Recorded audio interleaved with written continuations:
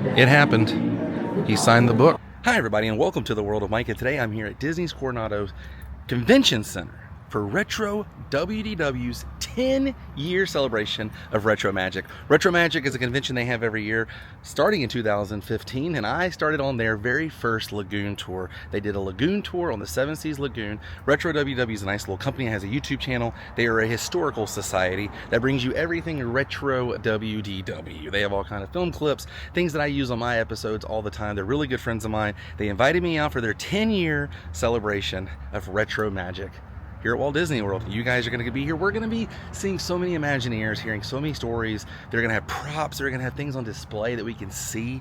I'm super excited to bring you guys along. Now, let's take a closer look. Okay, I have no idea where I'm supposed to go. I've only been in here once. And for the occasion, I brought my original Retro WDW button here. It's a trading pin. I've had that since 2015. Okay, I came down the wrong entrance, but that's okay. I know where I'm at now. I see things, I see people. Okay, I got checked in, and check out the swag they give you. A nice lanyard, holy cow. Look at this lanyard. That's so nice. That's your badge for the weekend. Got a fanny pack here with the 10 on it. Isn't that so cool? If you know what that's based off of, comment. Definitely be using that. I hope this is a real working cassette tape because it's the best of Retro WDW. I'm not sure if it's like their podcast or maybe some cool songs. I'm not even sure what this is exactly. I'm gonna open it. I'm hoping maybe it's a pin set. I'm not even sure what that is. I know that's a cassette based on a cassette. And then we have some old school puffy stickers here. Look at that, some Figment action. This is so good. Veggie, fruit. Man, is that not cool? Wow, double-sided. So good. This included in the admission, which is awesome.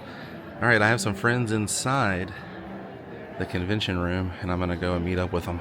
All right, gotta make my way to the table. Gotta find my group here, but this is it. Oh, here they are. All right, we got like a nice little center spot here.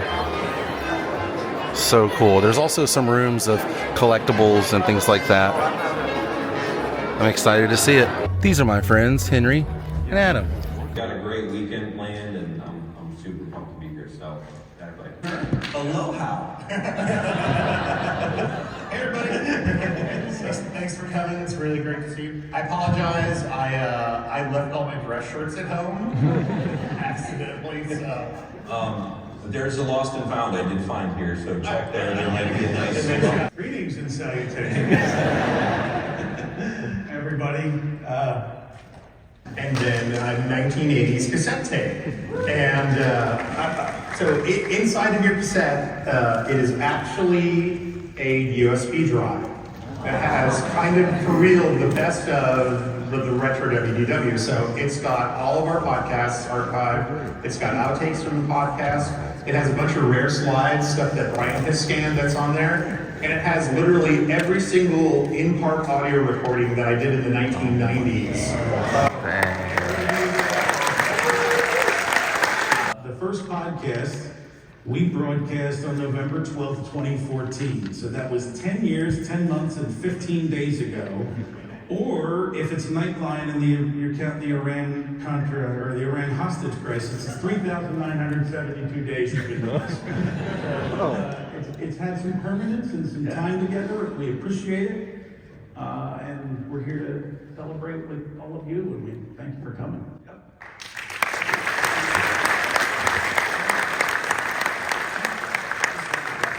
And some of these are absolutely one-of-a-kind things that you're never going to see anywhere else. Yes. Maybe there's something archived down deep in a salt mine or something, but you're never going to see it. Everything I buy, and there's a lot more on the site, is a PDF for anyone to look at any time. I collect World's Fair items as well. And so it's a really deep archive of everything related to really the idea of what the future could look like that was progressive and optimistic. That's kind of the theme of the site. So there's also futurism items that aren't related to Disney or the World's Fair. That's everything that's anti-dystopian. All right, so they're actually on a lunch break right now until 1 o'clock. The next panel isn't until 1 o'clock. So I'm gonna kill some time till 1 o'clock, and then we are gonna be talking about, it says right there, Start Me Up, opening day cast and crew of Walt Disney World and Epcot Center. Holy cow. Tom Nabb's gonna be there, Steve Baker, Dr. Gloria Hardy, Jim McCaskill, Martin McCarthy. It's gonna be a good time. It was so cool to sit in these panels and listen to these stories and ideas and all these things that happen to these guys who are working on these amazing attractions that we love to this day. I mean, hearing about them making the shark reef encounter at Typhoon Lagoon was so incredible. And then hearing about them talking about how they made Rex, she started collecting some pieces. So cool. He was talking about how Lockheed Martin is over in Burbank area, and they used to go to the war surplus stores and everything around there and grab pieces. And that's essentially how they made Rex. Kind of cool, because I know a lot of people who make robots to this day and little like creatures and characters and stuff, and they get all their stuff from those places as well. I love this stuff. All right, gotta head into Lake Buena Vista Village. This is the exhibits and their celebrity guests and everything in here. Wow, look at that. Attack of the Tiki A Go-Go. Tiki A Go-Go is here promoting their event for March 27th through the 29th, 2026. And they gave me a really cool swag bag here. And these are some of the folks behind the event. Say hello, everybody. And next to Tiki A Go-Go, which is going to be March 27th through the 29th, 2026, as our friend, the local Orange Bird here, is waving at Skipper Haas here, saying hello. Oh, wait. There it is. That would be true size, I think. It's a big bird. Take a look at this. Some books and planning and design. All kinds of. Well, the Michael Jackson cutout looks. He's a little big. Yeah. Oh, no way. Look at these. Those are so good. And all the vacation planning videos. Look at that. Yeah, I remember that. The Walt Disney World is not just for kids. They wanted to push it. Like, they had this whole thing. It's on YouTube, showing what you can do as an adult. I think I have most of these if you ever want to borrow them. Oh my gosh, yes! I got a big stack of them. Alien Encounter and Jim Henson's Muppet Vision 3D jacket there. Project Team. Look at this. Dang, that's so cool. I mean, Buzz Lightyear Space Rangers Spin t-shirt here. Reproduction and original Orange Bird stuff here. I have these 3 items. It'd be cool to have those 3 items. And more is this stuff I see. I'm like, oh, I have that.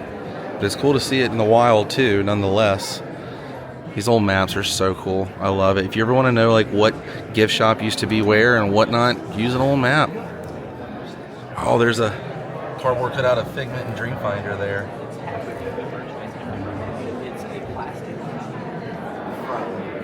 I have that bag. I have this stuff. Dang. Some old school Figments here. I have that one. Don't have that one. And I have that one without the sombrero. Whoa, smart one there. I have one of these small Figments. Was this some props? It's a grape from Kitchen Cabaret. Oh my gosh, and an Adventures Club. And an Adventures Club hat there. It's cool, man. Man, Swan and Dolphin Flush. They did that. Apparently. That's great. Dude, there's the grape. Looks great. I said it looks great. Those go for a lot. Oh yeah, the old Swan and Dolphin plush. They're so cool looking though. And then on the bottom, Kitchen Cabaret, the broccoli dude. Awesome. That's so cool. Alright, there's a ton of Epcot stuff. I have one of these guidebooks. I have that. That is so cool. Look at that Horizons model. Dang. Grab a stack of those once upon a time. I think there's a video of me actually buying that and giving one to Adam. And there's all the different World Showcase buttons here. Some pamphlets, some tickets here. Man, some good stuff. I have one of these, but it's Epcot. and it's really, really big. Really big. Of course, the ashtrays here. I love this wilderness resort in Spirit of Aloha. I had those 2 plates right there. I missed this earlier. Look at that 8mm film right there. Vacation Wonderland, Polynesian Village. This little hand-printed decorative towel. And look at this address and telephone book. There's little things in here I wanted to show. Look at that. Look at that. The jigsaw puzzles and the America on Parade. That's so cool. And then once we get the model done, now whoa, look at that. Future World matching coasters on there. This now gets to be like this. I have a ton of these postcards. The architect, and they start to tear it apart, and eventually we get to. All right, a lot of this stuff is going to be behind picture frames, but it's all original. I'm going to play the game of, do I have it? And do I want it or need it? Man, this is so good. Look at these, all the guides. Little guidebooks here. So good. I have one like this, but mine is Frontierland, and it's actually Tom Sawyer. I believe it's the Liberty Bell on mine. And like a little Tom Sawyer Island promo. Wow, these are so good. 72, 73, 74. The American on Parade. Man, that was their big thing for a while there. Look at that. Hey, we could go for $5 for a 7 adventure ticket book. It's not bad. Yeah, I'll cover it, guys. Oh man, that's so good. Pirates. Look at that. Fall of 74. They were doing previews back then. Yeah, I love the 10 Centennial. Stop, that's so good. Have that. Here's the one-day passport. Some Eastern Airlines, the official airlines of Walt Disney World. Got some slides right here. This is the Panaview slides. Electric water project. Look at that patch. Man, these patches are so good. Have that patch.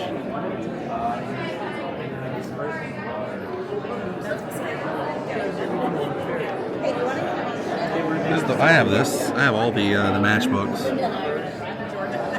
Don't have a lot of the tickets though. I have a few, but not a lot. And these are cool. They have the E. These are complete right here.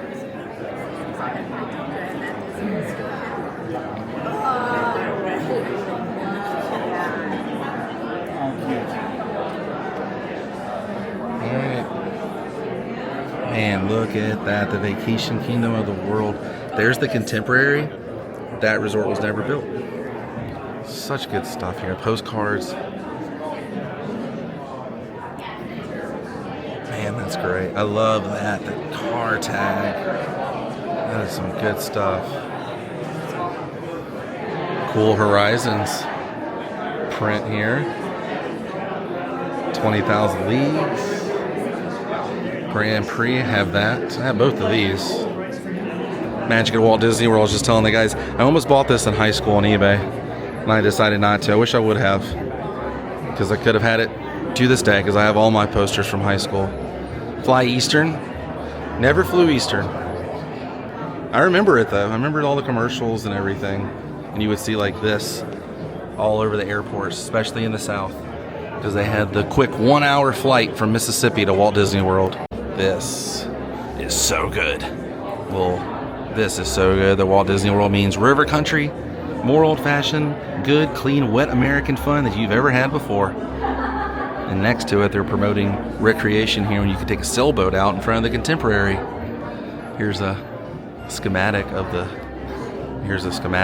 Cinderella Castle. for the 25th. I bet that's from when they were doing the cake overlay. And here is a map of Walt Disney World, a recreation of 1971. This is what I wanted to see right here. Holy cow. Look at the sign. And next to it is, this is it right here. The Walt Disney World Preview Center. How cool is that? That's it. That is it. I have so many photos of that and shown this on so many vlogs. Okay, I'm not saying it's this one, but I almost bought this at the Theme Park Connection because it had Jan and Dean on it and the Pirates. I almost bought that. There's some promotional stuff here. And check these little patches here. And the whatchamacallit from the Lake Buena Vista Shopping Village. I have a pin of that. And I pretty much had this entire button collection except for the couple of ones up here. So I have that one, this, do not have Horizons.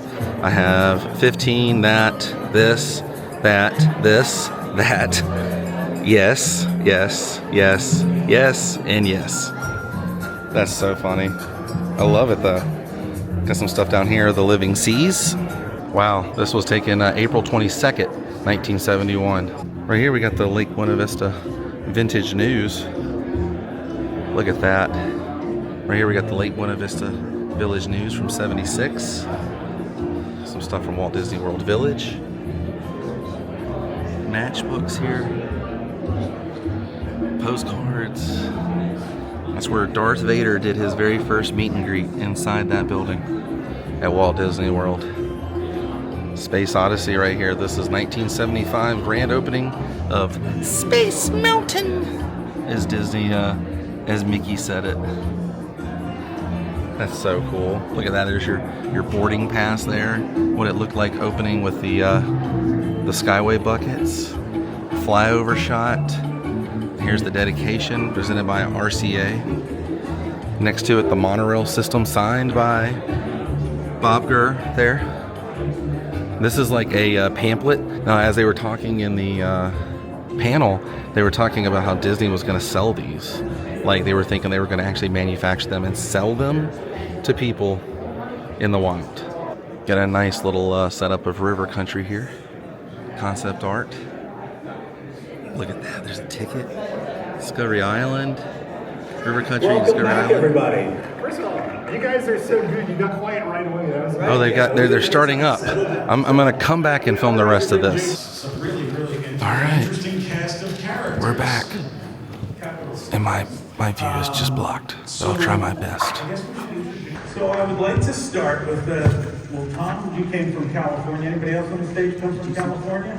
Yeah, Steve and I drove down at the same time. You did? Yeah. That must have been a heck of a road trip. Oh yeah, it was. It's the first time I had been east of the Mississippi. There's still 3,000 jobs to fill. 3,000 jobs to fill. You got about 2,000 out of those trips. Yeah. That's good. Well, the ratio used to be pretty good. It used to be, but that slowly went down to about 1-to-1 on the hiring basis. But yeah, they had gigantic lines out in front, and the preview center was pretty much a pre-interviewing area too.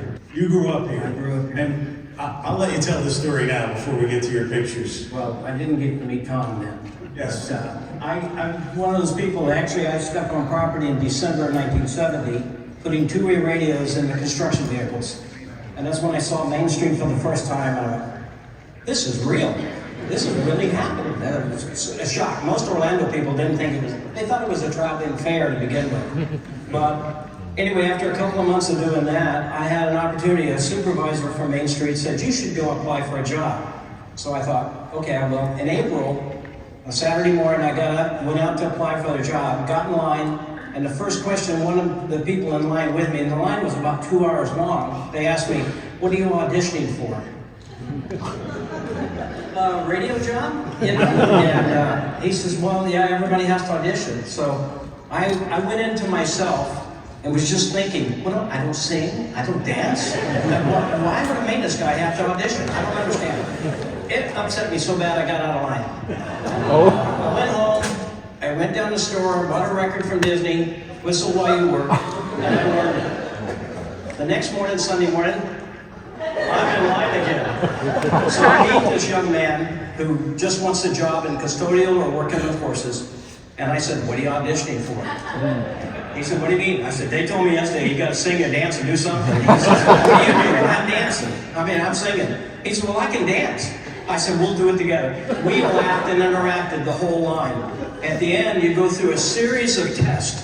What we didn't know, and I didn't find out till years later from Gary Lawton, was that they had people watching. And if you could interact with other people, they wanted you to move. So after we filled out our application together, they moved us to the next line. We did an interview. They moved to the next line. And then we went in for a final interview, whether we got hired or not. And yes, we both got hired. But I was told that that was what they were looking, because if you could interact with people and be friendly without being prompted to do so, that's what they wanted. They train you to do everything else, but training you to talk to people they couldn't do. So that's how I got my job. What do you remember about the dedication weekend at Roy? Well, I just remember, being in the parking lot. We had to be out there at first and then come on in. It was just, very special. I met Roy and I talked to Roy a couple times and just in passing, but I just thought it was terrific, and we did it, we did it as far as all the guests are concerned. There was a lot of, things we had to still do, but we pulled it off, and the rest is history, I suppose. But it was, I've been to several when I was at Disneyland in California, and several events. And Walt was always there, well, up until 60s, December. He was there, and management was always there, and they were special, and this was special too. I managed to meet Roy when we were in the warehouse fixing merchandise, and he was coming through doing a tour. And so I went over and waited till he stopped talking, and I introduced myself and just thanked him for coming out and opening up the park and everything. Then I went back to our table where we were ticketing, and everyone wanted to shake the hand and shook the hand. And we're getting ready to go out and do some filming, pre-opening filming on the track. We only had one monorail that was operating at the time. So almost all the opening shots that you see with the monorail close up of that type, I'm driving the train. And I remember watching the photographer, and there was one time that he goes like this, because I got so close to the work tractor, I almost kissed him. How did you get Brian Wilson to be the cameraman there? So I told Jim, this picture on the top right there, holding Nixon and Kennedy, has circulated on the web for as long as I've been doing the Disney social media thing, and I had no idea it was him until he sent me pictures to include in the presentation today. So Jim, tell us how you started here.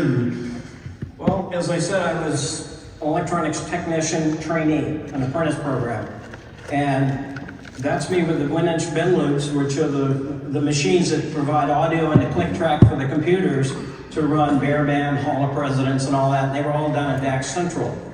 And that picture of me and the presidents came from the animation shop, and it was done because I was asked, as part of I was going to school at night, and I was asked to do a presentation about my job. And at that time, everything in the tunnels, everything behind the scenes was secret. We weren't allowed to take pictures.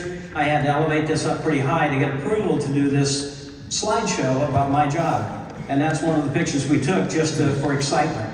And it was exciting. That one presentation led to probably right around, actually it's about 1,400 presentations of high schools and elementary schools and other colleges in the area.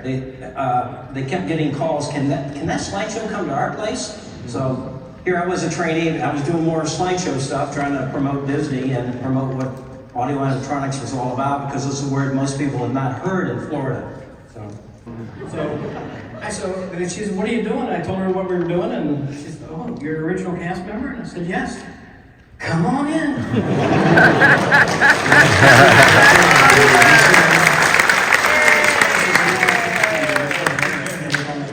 Joe T, he showed us in one of his original original IDs, and you're like, you should have pulled that out. That would have really got you. Yeah, still have that.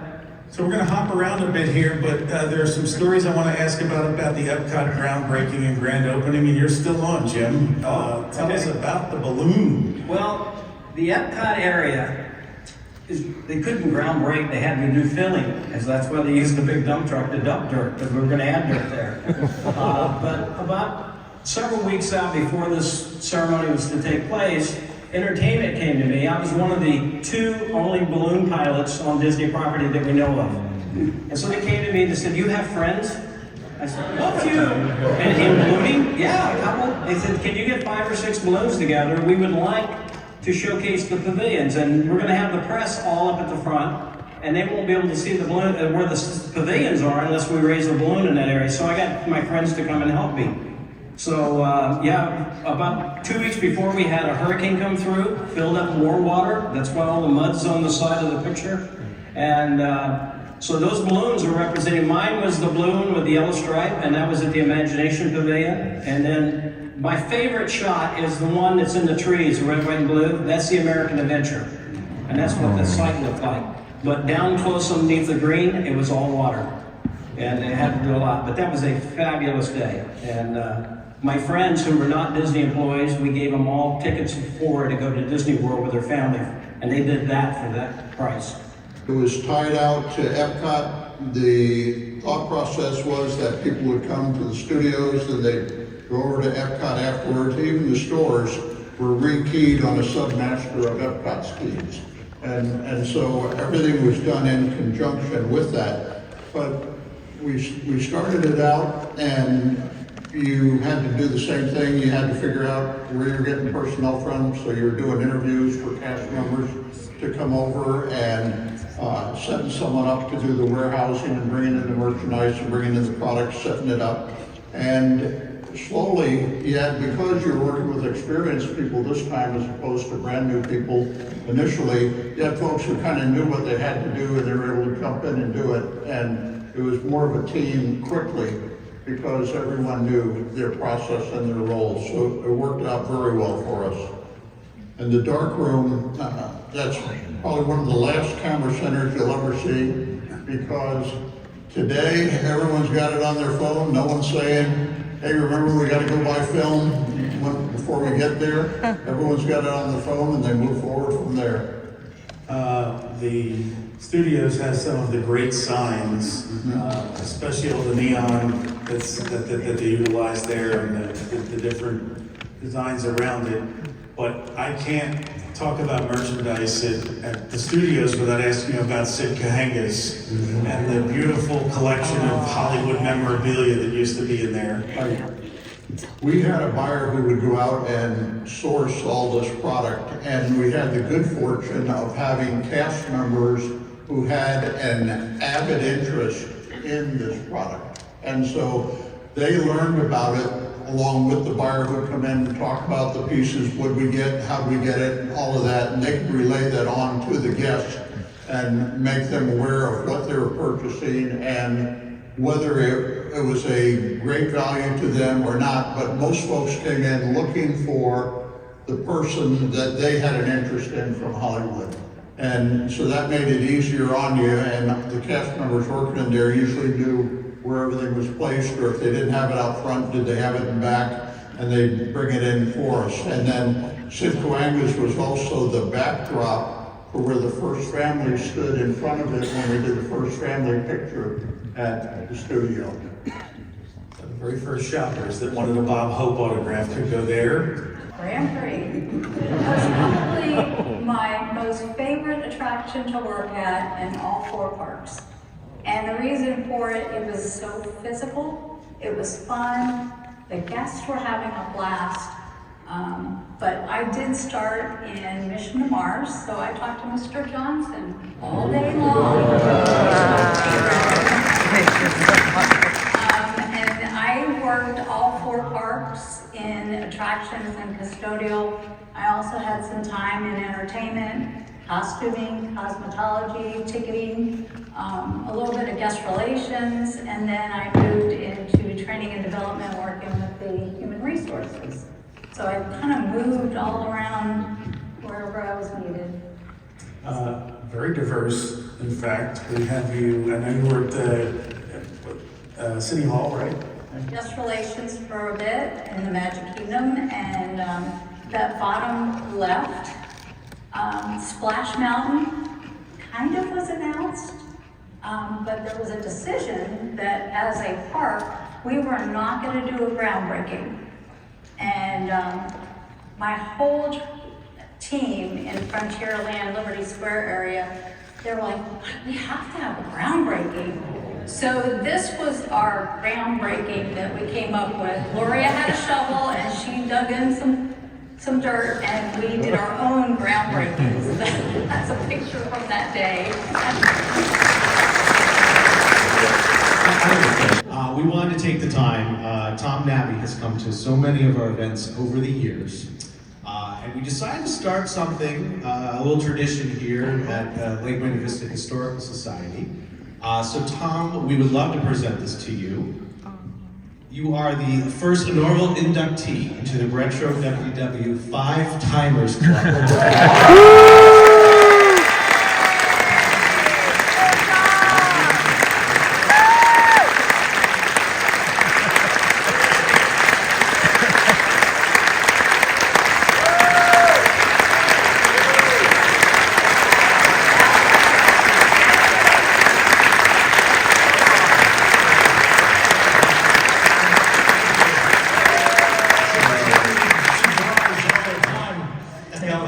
Opportunity in July to be hosted at Disneyland's 70th anniversary at a parade, and now I get a new jacket.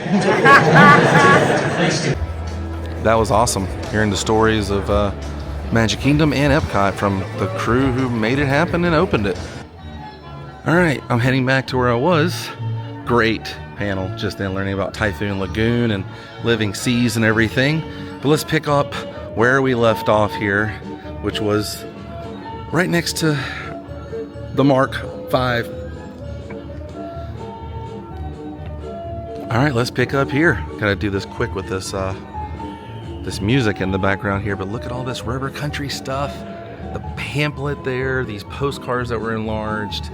Gosh, that's so cool. 1976, 77. Treasure Island stuff here as well. Some tickets here, $10. Discovery Island excursion. All kinds of goodies here. And next, look at this, the Halloween party. Wow, 1982. Was that the very first? Or is that around the time they started the Halloween parties there? Jiminy Cricket's Christmas party here. Mad Hatter's Ball. Look at that, there was a cinema inside the Contemporary as well as an old arcade. Now it's a restaurant. Whoa, the Marshmallow Mars ticket. Wow, that's basically where Chip and Dale are now with the music. Epcot Center, opening day passports right here, all from 1982, October 1st. Magic Kingdom passports here. Good gosh, these are so cool, man. I just love the artwork, the intricate artwork on all this stuff. Living Seas, when it opened, 1986. There's the Sea Base Alpha patch. Man, look at the Mickey here. Original Mickey plush from Walt Disney World. And there's a rendering of the Living Seas. And then a park map here. Man, 1971, look at that. Almost looks like something Shag would do, right? And they have a silent auction here with everything you see, which is really cool. You can put a little bid on it if you'd like. I would love to take home the Fort Wilderness camping one. I have one just like this, but it's Spectro Magic.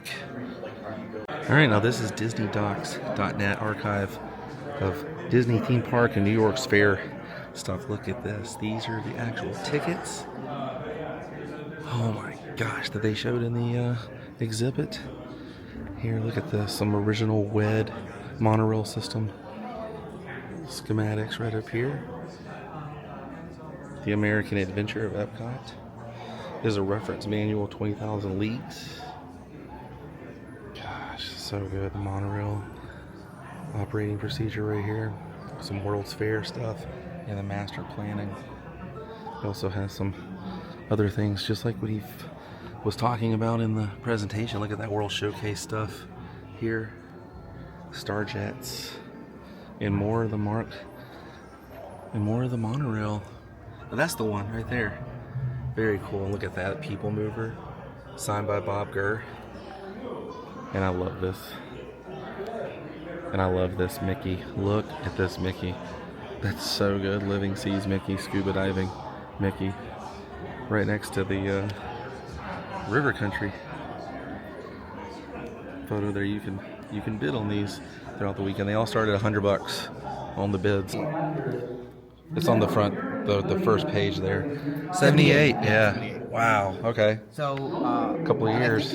American Adventure, I think, opened with no sponsor. I should realize that. Yeah. So I don't know what happened, and I'm guessing it's before. I know. Dude, so many good renderings. Oh my gosh. Yeah. That's so good. Great concept art, great pictures. You'd think they would release these photos, you know? Look at that. Oh, look at that Ben Franklin like as the host, like Lincoln style. Oh, it was original sponsors Amex and Coca-Cola. Wow. Okay. I guess it worked. Dude, oh my gosh, all the paintings for the backdrop stuff. That's wild. Ah, this is so cool, man. Never have I ever seen this. Dang. That's so good. Of the audio electronics and how to repair those. I found it easily before. Wow, it's all the schematics and everything. Whoa, the dragon. And that's like what it looks like and all the reference. Dang. They call it the sea serpent Essie. I like the monorail. This right here is the proposal for the Walt Disney Residential Community. March 12th, 1968 is when it started for a residential community in Central Florida. And this is everything he has. Talking about the concept, phasing. Early Epcot. Yeah, this is the original Epcot. Like, this is it. Everything you need to know. Look at that, 1971 to 75 residential community developmental facts. It never came into fruition, but my God, even like single family residential, 40 to 50,000, canal front 30 to 39, townhouse 24,000. Unreal stuff, man. And he has it out for all of us to enjoy. And I just wanted to show this book here from WED, Star Jets Maintenance Manual. Holy cow. It's very old. And it's got some age to it, but someone looked through this and learned all the circuits and controls and everything of the Star Jets. An Astro Jet in Tomorrowland. Unreal. He's back. Back in Florida. You're back with... I thought you had a stash, but it's just the shadow right now. It's looking very thick. Yeah. Tom Selleck stash. I did my once every 3 months shave. The beard was out. Yeah, man, I love it. I'm trying to... Yeah. It's a little hotter here, man. A little hotter. But look at all the stuff you have to look at, dude. It's so good. Here is for animators. I just couldn't sit in there any longer. But this is the Muppet. The Muppet presentation they're doing right now of Muppet Vision 3D. Hey, Walt, what are you doing here anyway? Well, it's one of those 3D movies. You put on your glasses, Statler. Wow. That was a reference for the animatronics. Hey, look, Walt. There's Henry Kissinger. Well, that's not Henry Kissinger. Sorry, lady.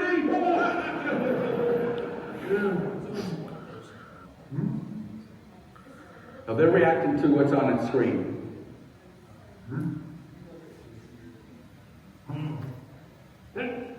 You know that conductor's a penguin? Well, it's not surprising. These Muppet shows are for the frogs.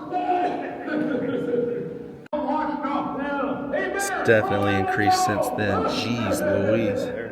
All right, some more time has passed. It's been a fun-filled day. I came back with one additional passenger, extra cute. So we are going in to see a movie night and a big presentation with the crew of Retro WW featuring Mr. Tony Baxter. And I have a book with me from my collection that was signed by Ron Schneider, who portrayed Dreamfinder and Figment. He signed it for me. I brought it. Hopefully Tony can sign it next to him because he created Dreamfinder and Figment. And that'll be really cool. Fingers crossed. If he doesn't do signings or if he's not around accessible, no worries. But I figured it'd be cool if I had it, so I got it. And Tony and them are going to be hosting a movie night. So I'm not sure what we're going to be watching. Probably some stuff from Figment, Journey into Imagination. Probably Tony's going to be talking about that. It's going to be a fun-filled evening. We have 2 hours with the band. 7 to 9:30. 2.5 hours. Jeez.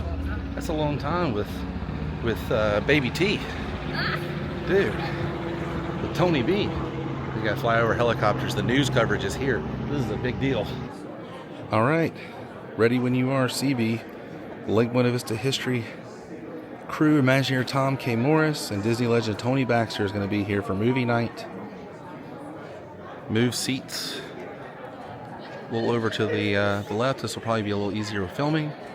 So if I want to do something, I can just stand over here and film it. Oh my gosh, Figment is here. Figment came fully dressed. Are you excited, Abby? Of course. I've never met Tony Baxter. We've never met him. No, we haven't, surprisingly. I know. That's really cool. We've had many opportunities, but yes, this is for sure happening. We'll at least get to see him tonight. Would love to get to meet him. It happened. He signed the book right here. Ron Schneider got that signed in 2015, I think, 16. And then Tony Baxter for Micah from Figment's dad. Super nice. He actually told me what his idea was for the new Walt Disney audio animatronic and how they should do it, the load and unload process. Blew my mind. Literally talked to me like he knew me, like we worked together. It's crazy. All right. Yes. Yay! Woo!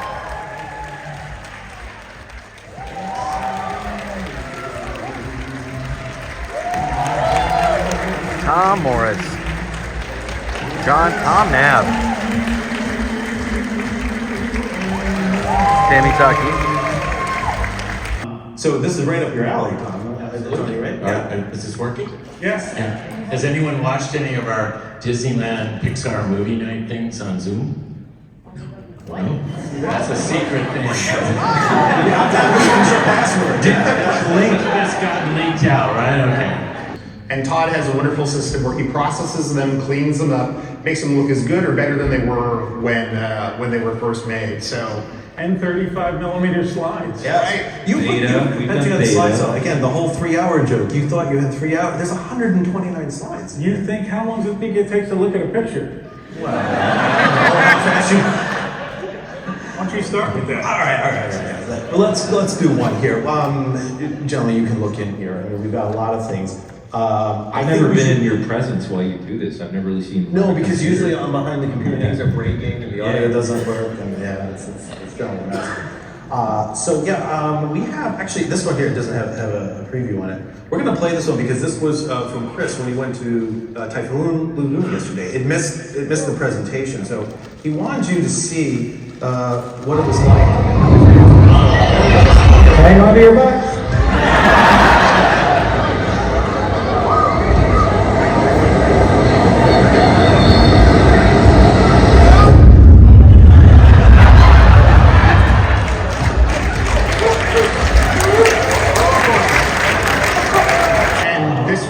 From an issue of Disney News. So we thought forever that this was Dick Nunis riding the wave, and I don't think it actually is. But that's, and then if you flip over to the other one, I actually managed to get in contact with the engineer, one of the engineers that worked on it. And this is actually one of the flaps that drove the wave machine being lowered into position like out on the island. So this is the first time anyone has seen this image in like 40 years. Now, do you want to tell the story of the Mike Douglas show? Which part? Well, they were surfing. We spoke to the surfers. Yeah, so the way the Mike Douglas show worked was Mike Douglas would have a guest for a week. So if you've ever seen the clips of him with John and Yoko or whoever, I always tell the same story, but Paul Williams, he was Little Enos and Smokey and the Bandit. And he was an addict until right before he wrote Muppet Christmas Carol was his first, the songs he wrote for that was the first project he got after he got clean. But he said he basically doesn't remember the 70s and the 80s. And he spent a week on the Mike Douglas show because Peter Lawford was the guest and he invited him to come along because he knew a guy who had good drugs in Philadelphia. So we got the Mike Douglas show. So. Anyway, Mike Douglas did 2 weeks actually at Walt Disney World at different times in the 70s.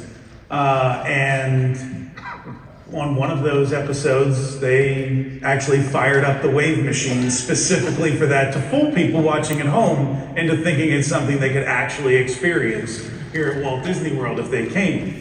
And we did talk to one of the guys who actually surfed for that, right? Right. They had surfed on it. Lifeguard, right? Wasn't he a lifeguard? I think he was a lifeguard. Yeah. Recreation guy. Yeah. Okay. Well, I have an older postscript to this wave machine thing. Is that before the submarine ride opened at Disneyland, they had a wave machine installed on that lagoon with the hope that it would obscure all the animated fish and everything and make a rough wave thing. And we actually found some footage, which I don't have tonight, of that thing working. But in all my life, going back to when it opened, I've never seen this, but it actually was there and it churned up the entire lagoon. Yeah, and I don't know whether they actually did this or not, but I've seen memos about them estimating it. They were going to do it for the tuna boat, for the Chicken of the Sea. Now, I assume it was going to be a small one, but a wave machine for the tuna boat, Chicken of the Sea. Dick Nunes got his ass chewed out about the wave. Yeah, I don't know if you know that. Yeah, we've heard some stories about that. Roy Disney chewed his butt. I said, didn't we lose on this once before in California? So we found out what the footage is with Mike Douglas, which is with CBS, which is So the postscript is that we know that the the Westinghouse archive is owned now by CBS, I think it is. So me being me, I reached out to whoever owns the Westinghouse archive, which is what produced the Mike Douglas show. I said, hey, here were the dates of the broadcast, and we would love to license like a 30-second clip. And they said, well, we really don't have an archival staff, so to send someone down there and look for the clip that you want. And she first asked me, like, what do you want to use it for? I said, it's a one-time broadcast. We would want to share it with the crowd. This is about 6-7 years ago. That was a while ago. And they said the research fee to send someone down and actually look for the clip was $30,000, which really was just a go-away fee. Jimmy is actually painting 20 paintings of the wave machine. So if you know anybody at those archives, maybe a custodian or anything, whatever, it can go down and look at it. Or just wants to, take their backstage adventures from River Country to, CBS building. And we made it back home. Wanted to show you this. It's not a cassette tape. It's something really cool. It looks like a cassette tape, but when you open it up, it's a USB drive. And I popped this in my truck, and I could hear all the tunes they put on here. They put so much stuff on here and all their podcasts. So cool. What a cool idea. But I'm back at home. What a fun evening it was. I got to meet Tony Baxter. Signed my book. It was so nice. It was so nice. We got to watch some clips. It was a good night. It really was a fun day. I had a fun day. Next year, buy your ticket. Come out. It's going to be good. Man, thank you so much, Retro WDW. And shout out to everyone who came up and said hello to me. I know a lot of people who watch Retro WDW, and a lot of you who are watching this right now, you watch Retro WDW. So it's cool to see people who are kindred spirits with me with this love of all things retro Walt Disney World. I'll see you guys on the next episode. Until then, stay weird. Goodbye.